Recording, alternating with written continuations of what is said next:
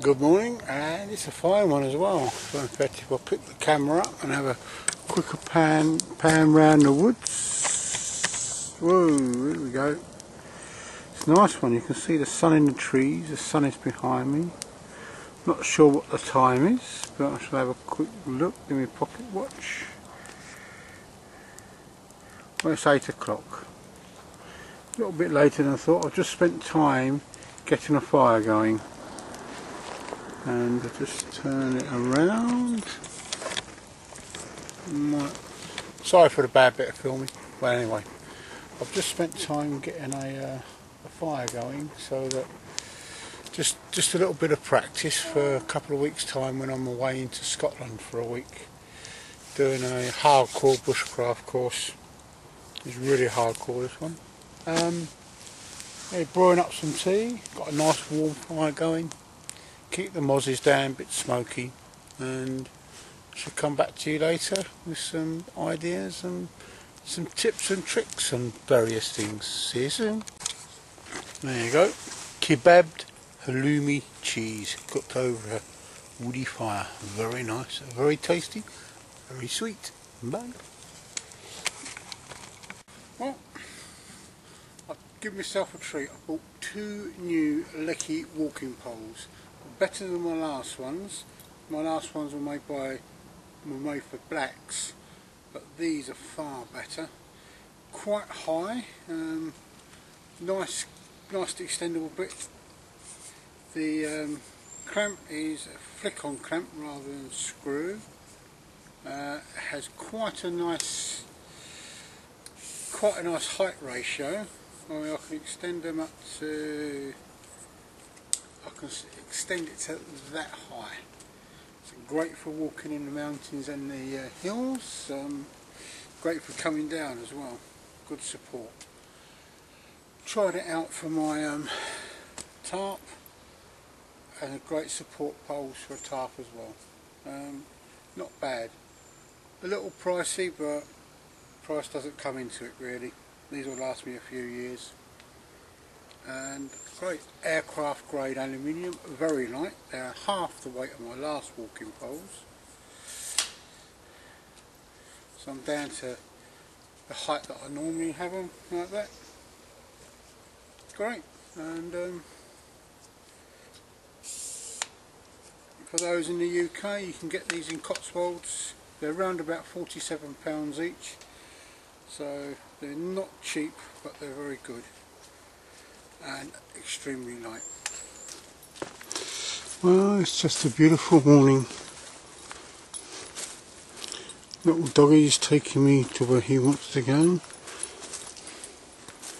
but I know where I'm going.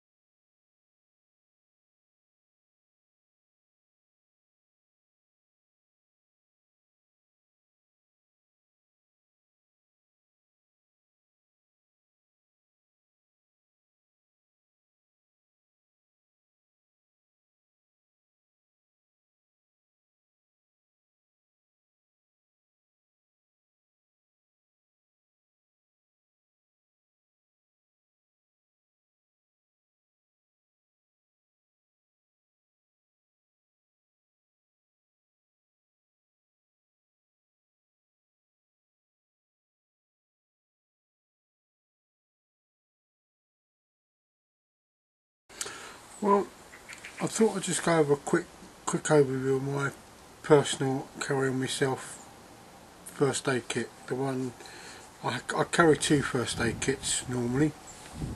This one stays with me all the time. It's on my belt pack. It's just for basically dealing with nicks and cuts and grazes. I've got a bigger one that contains first field dressings. It's more a trauma pouch, and that's when I'm carrying my axes. But when I'm normally out in the woods just for an afternoon walk or whatever, or wherever I am actually, I'll carry this with me. I don't carry it at work because we have trained first aiders and it's a different first aid setup in a way. Right, what do I carry in here? Got some antiseptic wipes, blister plasters, bit of micropore tape and gaffer tape, very useful to carry. We're coming with that again in a minute. Some steri strips, 2 pairs of latex gloves or 2 pairs of vinyl examination gloves, a vent aid for CPR, and a small bandage. The only thing that's actually missing is a small gauze pad, which I used a few weeks back on somebody else. I've got some unusual things in here, but I will come to those in a minute. I'll carry a Leatherman fold away set of scissors. Got a nice set of scissors on here. Also, you've got a knife, fairly good knife, and a set of tweezers and a file. Very good little setup. I also carry these, which are tick tweezers, but also very good for getting very good for getting splinters out. Right, 3 unusual items. Some tobacco, very good for insect bites, particularly mozzie bites. Pinch of tobacco, spit on the tobacco and work it into the bite. It relieves the itching. This was actually told to me by a Native American friend of mine, Ken Littlefish, who's a roadman of the Anishinaabe peoples in Oregon. Very good, works exceedingly well. I personally don't smoke. I purloin this off my good lady. And here is Friar's Balsam. Very good for making plaster stick. What you do is you get a little bit of this. If you've cut your finger there, say, put a little bit around the cut, not on the cut, it stings like hell, but around the cut. Put your plaster down and it reacts with the adhesive in the plaster to make it a lot more sticky. And of course there's about 60 to 70 centimeters of gaffer tape here. Very useful. Sticks almost anything to anything. Great thing to have with you. So there you go, basic setup of my first aid kit, and of course some antihistamine or hydrocortisone cream. All works very well. Personal kit, as I say, stays with this, comes with me most places I go. I have a bigger kit upstairs, which is my trauma pouch, which is basically this, with the addition of 2 first field dressings and more gaffer tape, a lot more gauzes, and it's basically for when I'm carrying big sharps out, if I'm carrying the axe out, or I'm going to go out for a longer trip. You need something. I would advise anybody that goes out into the woods who does bushcraft to take a wilderness type first aid course.